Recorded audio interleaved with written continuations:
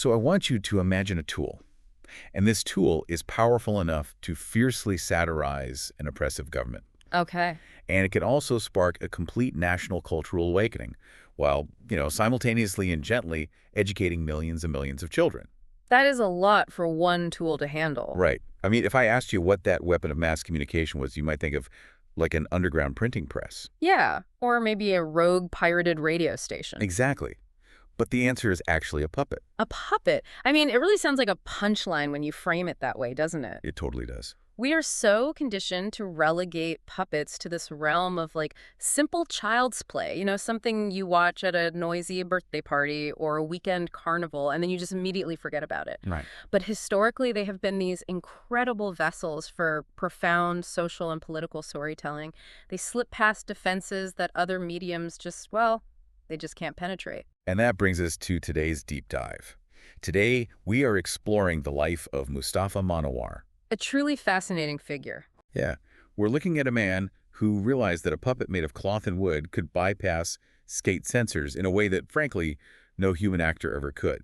Exactly. He's a pioneering Bangladeshi artist. Mm. And he basically took puppetry, which was viewed almost entirely as a traditional rural folk art, and he transformed it into this absolute powerhouse of public education, social narrative, and quiet rebellion. And what is truly compelling here isn't just the biography of an artist, right? It is a masterclass in how accessible mediums like cartoons, animation, and puppetry can be wielded to navigate incredibly volatile political landscapes. Yeah. We're talking about how a visual artist literally helped build and solidify a nation's cultural identity from the ground up using, the softest power imaginable. So let's start with where this fascination actually began, because he wasn't born into a television studio. No, not at all. From a very young age, Monowar was completely captivated by rural Bengali puppet dances.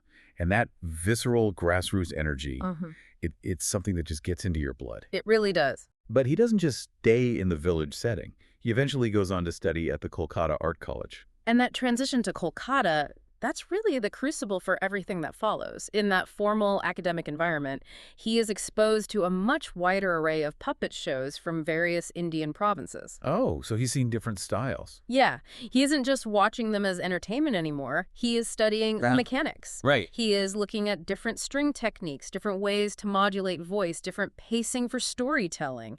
He's gathering all these disparate threads of a very old craft and running them through the filter of a formal fine arts education. And then he brings all that rigorous academic training back home when he joins the Dhaka Art College as a teacher. Right, which is a huge step. It is. This is where he makes a massive leap. He pioneers solo puppetry in Bangladesh. And at the time, the Fine Arts Society there does not consider puppetry to be, high art. No, definitely not. It was viewed as a quaint, rural folk tradition. It belonged in the village square, not the academy. But the academic art world often builds these very rigid, protective walls around what constitutes fine art. And by bringing puppetry into that space, Monowar is actively dismantling those walls. I love that. He acts as a cultural entrepreneur. He takes the deep-rooted, authentic voice of the grassroots culture and applies this academic polish to it, insisting that it deserves a place in the highest halls of learning. It really makes me think of like a classical, highly respected symphony conductor suddenly deciding to bring underground street music right into the most prestigious concert hall in the city. That is a perfect analogy. He's legitimizing it. He gives it a grand stage and the respect of the establishment, but he has to do it without stripping away the raw soul that made it special in the first place. Yeah, that is a brilliant way to conceptualize it. He didn't want to preserve this art form under glass in a museum. He wanted it to breathe. Right. And he proved its vitality on a massive scale later on when he took his own puppet group, along with a grassroots Bangladeshi folk puppet group called Danmiya, all the way to Moscow and Tashkent. Wait, to the USSR? Yes, all the way there. Taking a hyper-local folk group to the USSR in that era is just a wild logistical and cultural feat. It really is. And they earned massive international praise there. Oh, huge praise. Yeah. Because he was giving the specific cultural texture of rural Bengal a truly international stage. He was essentially telling the world, look at this complexity, this is who we are, and our indigenous art stands shoulder to shoulder with any classical tradition you have. Wow. So he masters the medium, he elevates it to the realm of fine art, and he puts it on the global stage. Yeah. But the pivot that really caught my attention in the sources is how he uses this newly elevated platform back home. This is where it gets really interesting. Right. So during the 1960s, state authorities were enforcing incredibly strict cultural regulations over what was then East Pakistan. Very strict. There was heavy suppression of Bengali language and cultural expression. And Monowar realizes something incredibly clever about puppets. They can say things out loud that human beings simply cannot safely say. It's the psychology of puppetry. Think of it as political ventriloquism. Political ventriloquism, I like that. Yeah. You see his puppets start to creep onto the screen in a 1960 to 1961 documentary by Kaleem Sharafi. Right. But by 1967 and 68, he is regularly planning and presenting a TV show called Ajab Deshe, which translates to In a Strange Land. A very fitting title. Very. And in this show, he introduces these highly innovative puppet characters, most notably Baka, meaning tiger, and Mani, meaning cat. And through Baga and Mani, he is doing so much more than just entertaining kids on a Sunday afternoon. Clearly. He's using these puppet dramas to creatively satirize the contemporary political environment.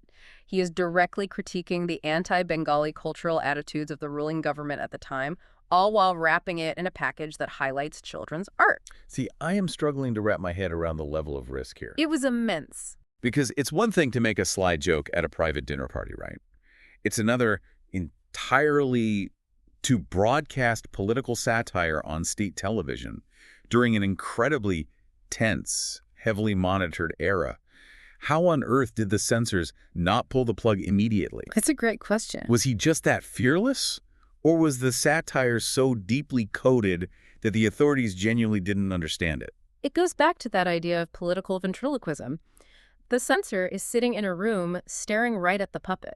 Okay. They're analyzing the tiger and the cat having a seemingly innocent debate about the rules of the jungle or, why the big animals keep taking the food of the little animals. Right. Yeah. The censor's brain categorizes it as a fairy tale. They completely forget that there is a brilliant, subversive human being pulling the strings and writing the script. The puppet acts as a psychological blind spot for authoritarian regimes. Oh, wow. So the authorities are essentially saying, oh, it's just a kid's show, nothing to see here. Exactly. While the adults watching at home with their children are catching every single double meaning. Precisely. The audience at home knows exactly what Baga and Mani are actually talking about. They hear the critique of their own oppression loud and clear. That is so smart. But the authorities have a much harder time pointing to a piece of painted wood with whiskers and claiming it is a literal threat to the state. I mean, they'd look ridiculous. Exactly. It allows Monowar to establish a shared, almost secret language of resistance among his viewers. That is absolutely fascinating. But, from this subtle defensive political resistance, Monowar pivots his focus toward something much more proactive. Right. He wasn't content just pointing out the flaws of the current regime. He was deeply invested in social awakening. He wanted to build the culture up, not just defend it. Yeah, he was a builder. And that leads to the creation of the show Monarchotha, which means words of the heart. This is really where he transitions from being a satirist to being an architect of national identity. So the central character of Monarchotha was named Parul. Now, he didn't just pull that name out of thin air. No, it was very deliberate. It intentionally invokes a very famous Bengali folktale about a single sister who has to wake up her 7 sleeping brothers. Right. Monowar explicitly wanted to use the character of Parul to trigger a literal renaissance, a national awakening. The intention there is breathtaking when you really analyze it. It's like a cultural alarm clock. He uses this deeply familiar, comforting folk narrative to look an entire society in the eye and say, wake up, remember who you are, remember your culture. And what really stands out here is his fundamental philosophy of education. How so? Well, to Monowar, educating the public wasn't about rote memorization. It wasn't about broadcasting dry lectures on history or civic duty. He understood that storytelling is the absolute stickiest form of education. The stickiest. Yeah, it sticks with you. When you attach a lesson to a character the audience loves, to a story that resonates with their specific cultural DNA, it bypasses the logical, skeptical part of the brain and lodges straight in the heart. It stays with you forever. And his drive to innovate wasn't just limited to the psychological aspects of television, right? He was pushing the physical and technical boundaries of the medium, too. Oh, absolutely. At the time, television production in Bangladesh was limited by very small studios. But Monowar figured out how to create these immersive 3D sets within those tiny spaces. Which is a massive technical hurdle. I mean, early television often looked like a flat, filmed stage play. Exactly. But he was manipulating depth, using forced perspective and clever spatial design to trick the camera lens. It's pure visual magic. He maximized the visual experience, making these small studios feel like vast living worlds. And he didn't just use these worlds for puppets. No, he went much bigger. He moved into heavy, classic drama. He produced a television version of Shakespeare's The Taming of the Shrew, translated into Bengali by Munir Chowdhury.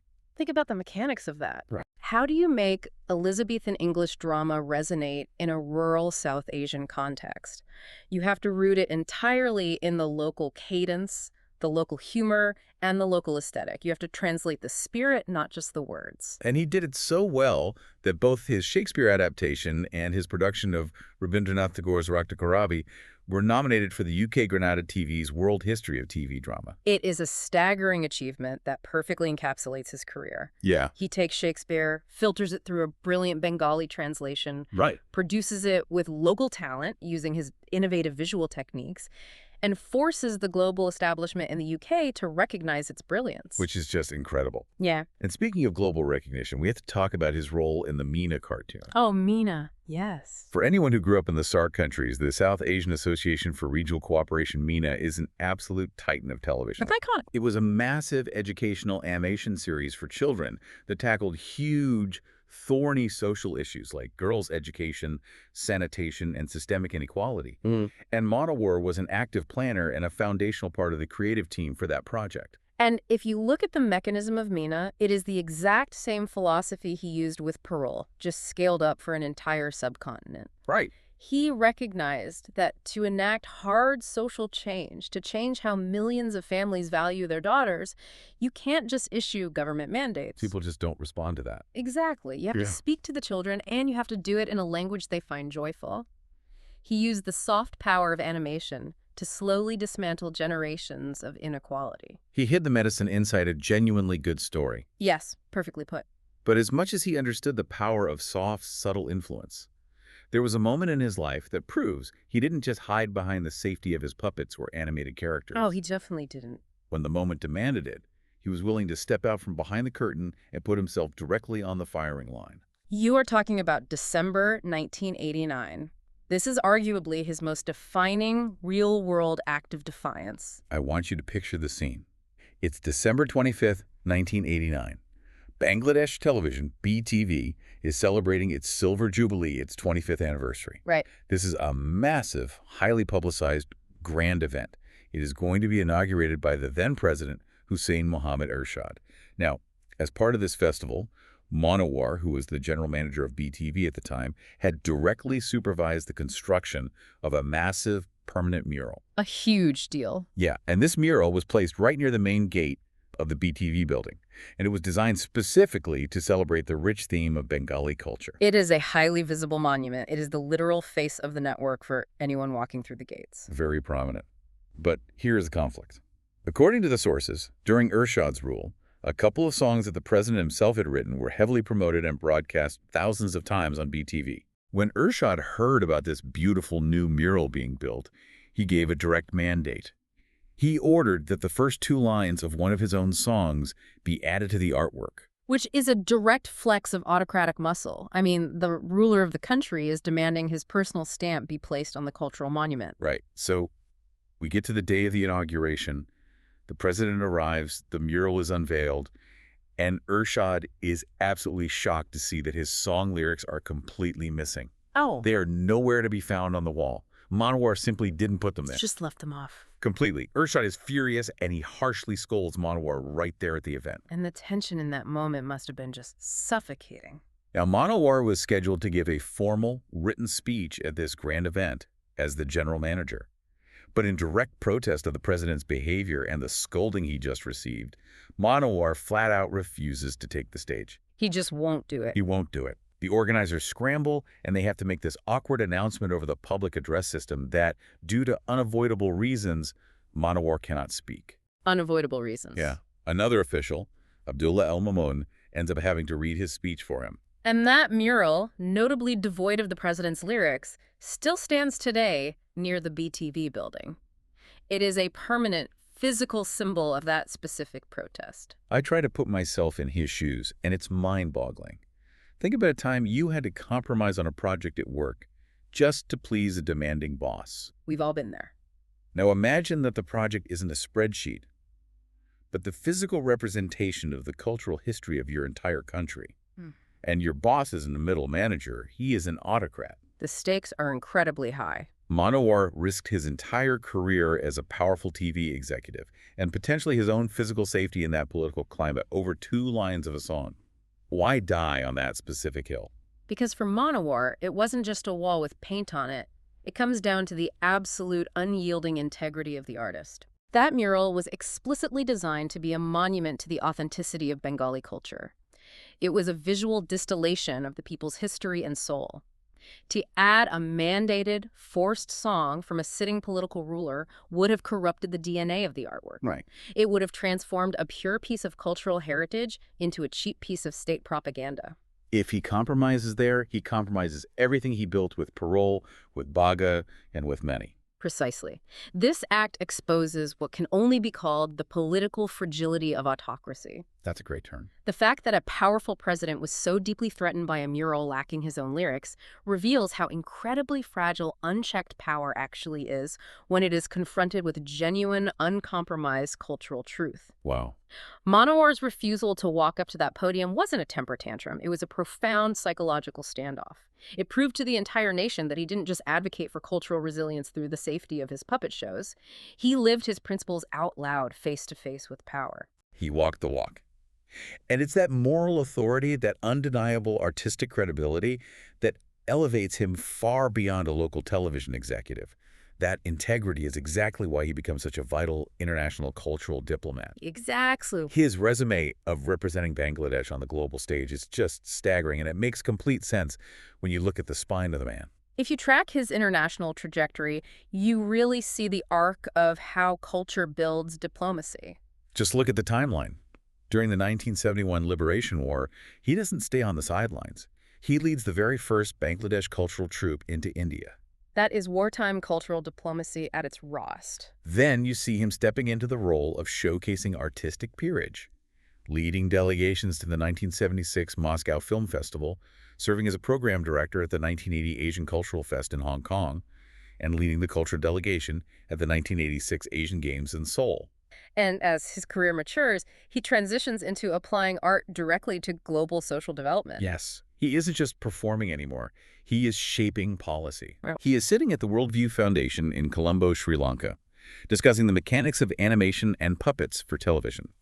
In 1991, he is the key representative at the Asian Mass Communication Seminar in Singapore.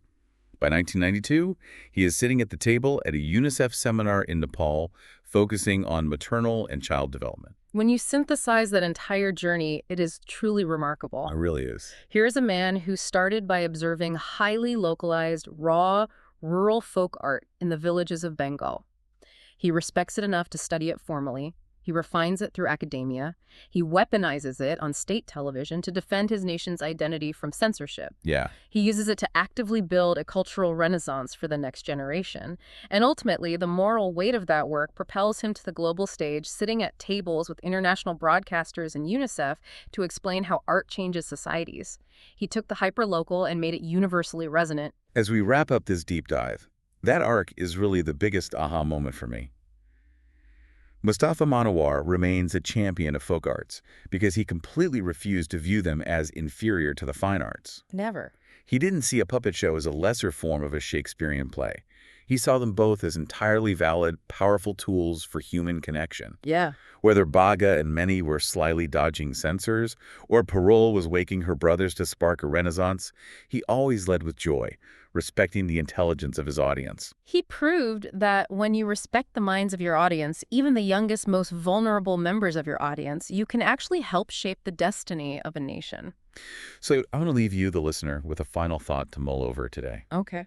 The next time you sit down and watch a simple children's cartoon, or maybe you happen to walk past a puppet show at a local street festival, take a second to look a little closer. Yeah, really look. Ask yourself, what hidden cultural messages, or perhaps what quiet, subversive rebellions are stitched into the fabric of those characters?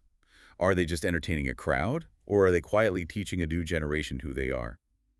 Mustafa Monowar's life proved, without a shadow of a doubt, that the mediums we so quickly dismiss as mere child's play can actually carry the weight of an entire nation's history. A powerful reminder that sometimes the most potent truths are the ones delivered on strings. Thank you for joining us on this deep dive into the extraordinary legacy of Mustafa Monowar. We'll see you next time.